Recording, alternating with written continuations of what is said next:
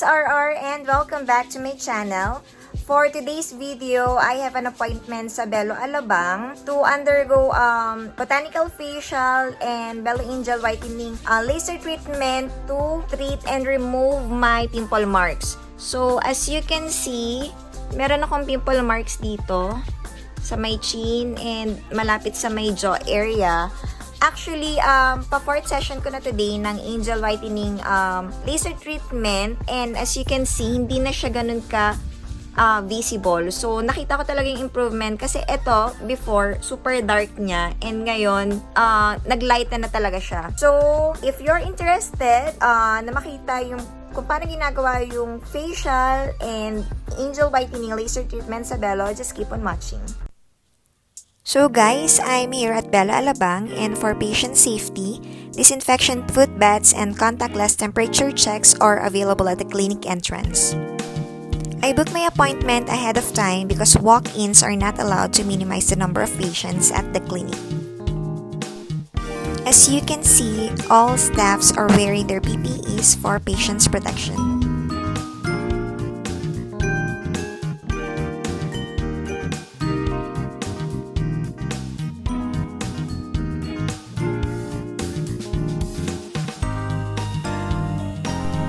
It's safe here because they sanitize the room after every patient's treatment.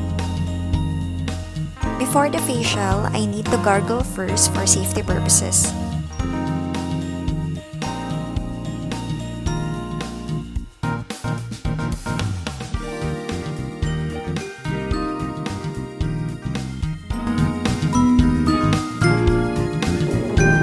Okay, so now, magpapa-facial na ako. And hindi na ako naglagay ng makeup. Nagkilay lang ako. And then concealer sa eyes. Pero ito, sunblock lang to. Wala akong foundation. Ayan.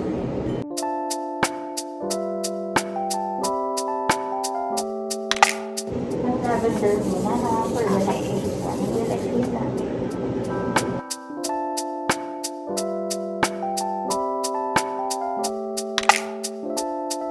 So, kung pupunta pala kayo dito sa Belo, Alabang, I recommend na ang ipabook nyo ay si Miss Reg. Siya yung regular na facialist. So, walang matitira sa inyong pimples. Lahat kukunin niya, ibibreak niya kahit masakit. Wash lang natin. Okay. Ay, Miss Reg, ano palang ngayon? Advisable na facial? Actually, ma'am, kasi depende sa skin condition ng patient natin. So, for you, ang ginagawa natin lagi is yung botanical screening. So, for exfoliation siya, pagpatanggal ng mga dead skin. So, ayun na. Perfect siya sa skin type. Before kasi, yung pinapagawa ko is yung glycolic facial cleaning. Right, Miss Reg? Kasi before, di ba marami kang pimples. Ginagawa kasi namin yun lang for patients na oily. Tsaka yun, mga pimples. Ngayon kasi super improved na yung skin. So, nag-shift na tayo ng procedure. Ginawa na natin botanical skin. Ayan. So, yung first step is minash niya muna ni Miss Reg yung face ko. Tsaka advisable pala pag pupunta dito, wag na maglalagay ng makeup, Miss Reg, no? Kasi tatanggalin din naman.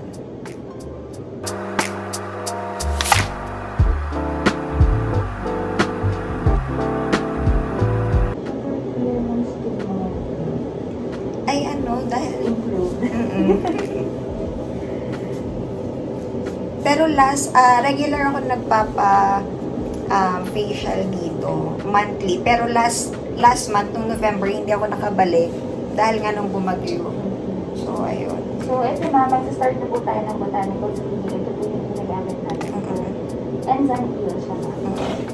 Miss Reg, safe yan for sensitive skin, no? Yes po. Tsaka, nabanggit mo sa akin before, organic. Yes, from plant and marine extraction. So, it's very natural, very organic. Taray, Miss Reg, ikaw na kaya mag-vlog. Start na tayo, ma'am. Tapos, while doing the botanical screening, mag-go-open yung skin natin para mas lumambot yung dead skin, para mas makuha natin.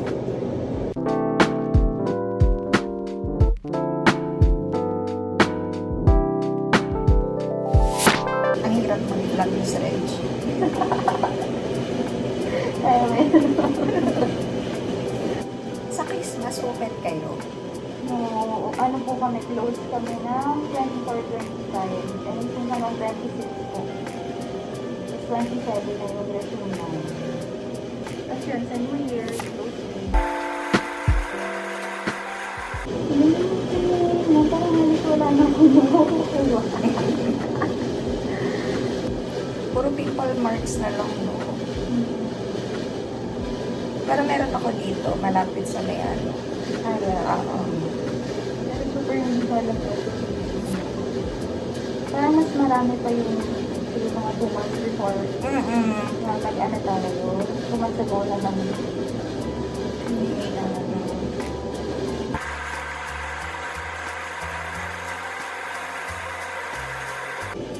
Okay lang.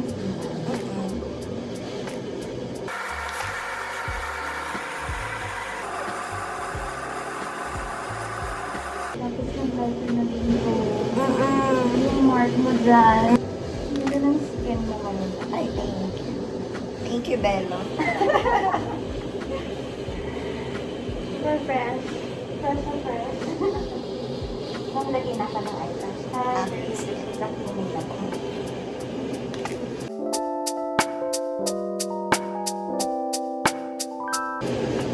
Yung lagyan lang ako ng eyelash.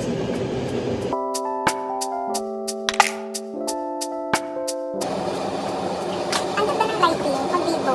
Parang ang kinis-kinis ko. Hindi naman, parang talagang ang skin mo ngayon talaga. In fairness naman, baka hindi naman tayo sa lighting. Pero lagi naman tayo nandito sa room na ito.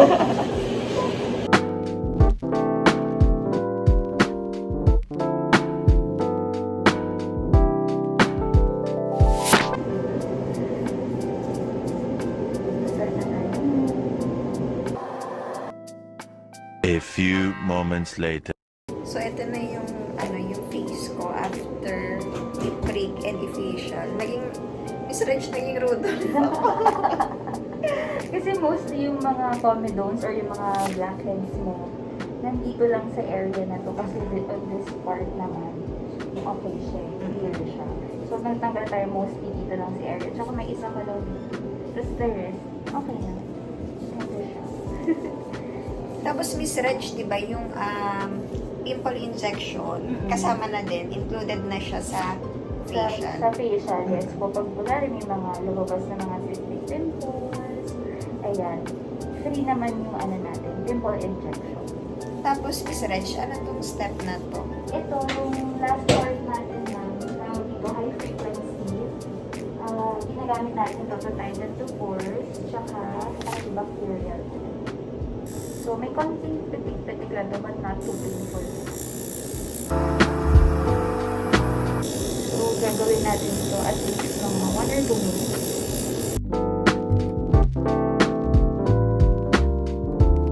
Later.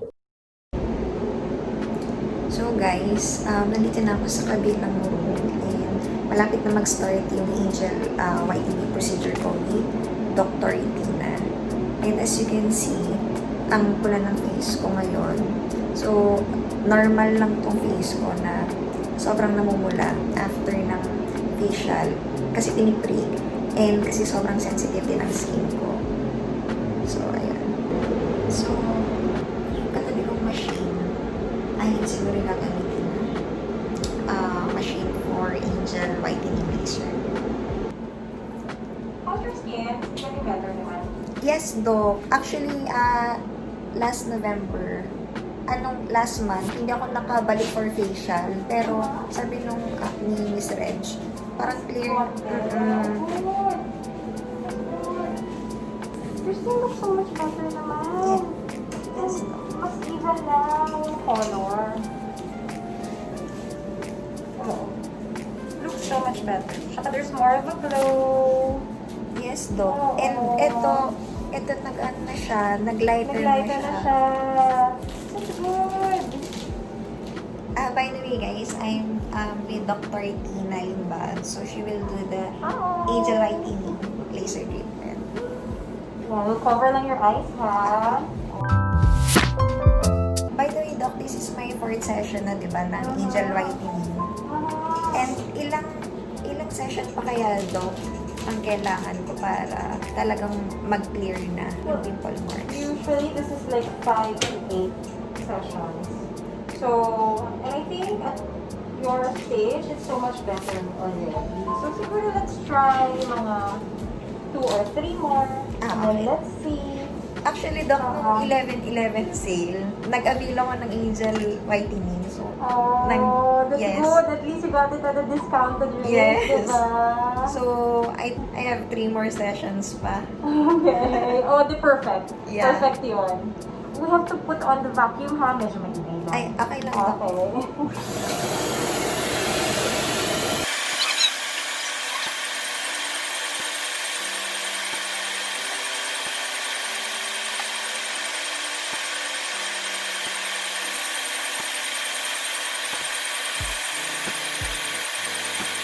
Doc, ilang minutes nga po yung procedure? Mga 10 to 15 naman. Masakit ba? Hindi naman.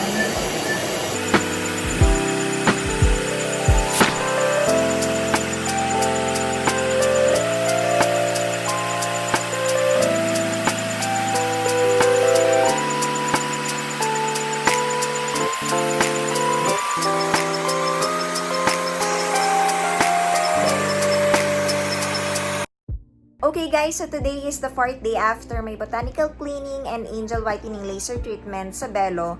So napansin ko na mas nag-brighten yung face ko and mas nag-lighten yung pimple marks. Though hindi pa siya totally nawala yung pimple marks ko pero super nag-improve. Pero nabanggit naman ni Doc Tina Limbag na I need 3 more sessions pa para totally mag-clear yung pimple mark. So, in my 4th session, satisfied na ako sa results. So, what more pa kung mag-undergo pa ako ng 3 more sessions of Angel Whitening Laser treatment. And by the way guys, yung botanical cleaning pala is 2,500 pesos per session while yung Angel Whitening Laser treatment is 10,000 per session. So, inavail ko siya nung June kasi nung June, nagkaroon ako ng minimal breakout dito sa may jaw area and sa may chin area and pimple marks na lang yung natira. So, ayun, nag-avail ako ng Angel Whitening Laser treatment and ang kinuha ko is yung Angel Whitening Laser treatment na package for 3 sessions.